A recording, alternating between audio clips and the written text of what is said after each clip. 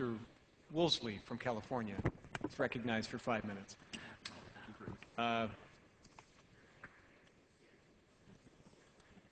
you're going to go with it? Without objection. Mr. Speaker, our whole economy has been in trouble for a long time. We can no longer look at foreclosure rates but ignore our trade deficit, or discuss high gas prices without mentioning the billions spent on Wall Street, and the growing U.S. debt that results from an economy not in charge of itself. Mr. Speaker, the health of our economy is not just one number, like Wall Street profits. It's not just our budget deficit. There are so many more aspects to our economy that weigh heavily on how prosperous America could be. Those aspects include having grown more dependent year after year on foreign products. This first chart shows since the 1970s how deeply into debt we have fallen in terms of more imports coming into our country than exports year after year. For so much of what drives this economy, $750 billion more imports in here than our exports out. More foreign imports into the United States means less U.S. jobs. More of our exports out mean more jobs here. Our trade deficit has been driven up to nearly 5% of what's called the gross domestic product, a shocking number by any measure, by this growing dependence on foreign goods, starting with oil, which consumes over half of this deficit, and bad trade deals. In fact, when you look at this chart, it's hard to imagine that almost $500 billion is related to imports of energy. With high gas prices and bad trade deals have come growing legions of the unemployed, with climbing rates higher and higher. There's been a steady pattern of this deepening crisis over the last several years. In fact, it's interesting to look at this chart, which shows the relationship between unemployment, rising oil prices, and unemployment. And going back to the 1970s, with the first embargo of oil from the Middle East, we saw a huge peak in price and then a huge peak in unemployment.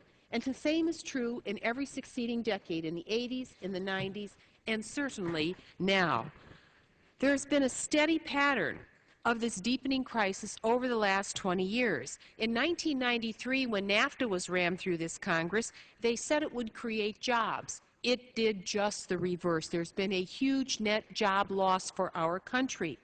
In the late 90s, when they passed PNTR for China, they said, oh, that'll create more jobs here. Well, no, it did exactly the reverse. Net, more jobs were outsourced.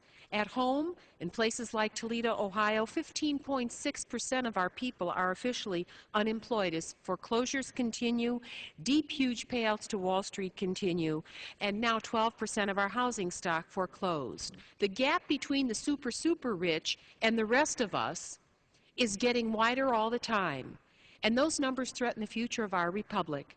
At a recent job fair in Toledo, unemployed workers were able to post video resumes courtesy of local television stations. One man, a CDL licensed truck driver in his early 60s, said he was looking for anything, and I quote, even something in fast food.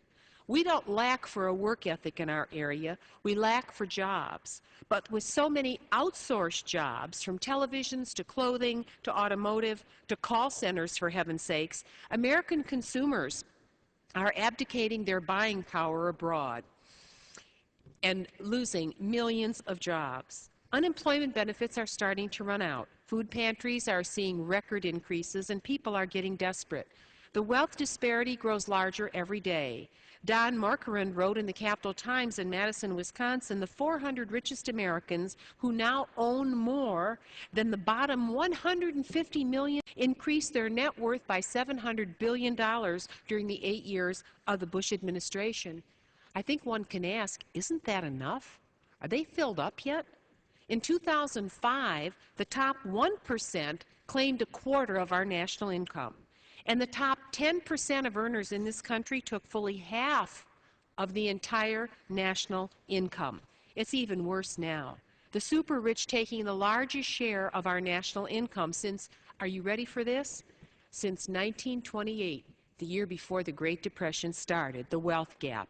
And yet we're listening to the super rich whining because we want them to help pay for a health care system that will help make our nation competitive in the global marketplace so we can recapture some of the lost jobs. We can't fix our country by simply fixing things on Wall Street for those who are super rich, or pandering to the complaints of the richest of the rich, or the Wall Street bankers that have outsourced so many of these jobs. That's how we got here in the first place. We need to fix this country by reducing our trade deficit, cutting our dependence on foreign oil, helping hardworking Americans who are doing their best to make ends meet and who want to work, and putting our accounts back in order. Listen to the over 250 million Americans, not just the top few, who are asking us to make America, all of us, rich again as a result of our hard work. It's time. Our people have earned it. Mr. Speaker, I yield back my remaining time. Gentlewoman yields back. Mr. Burton from Indiana.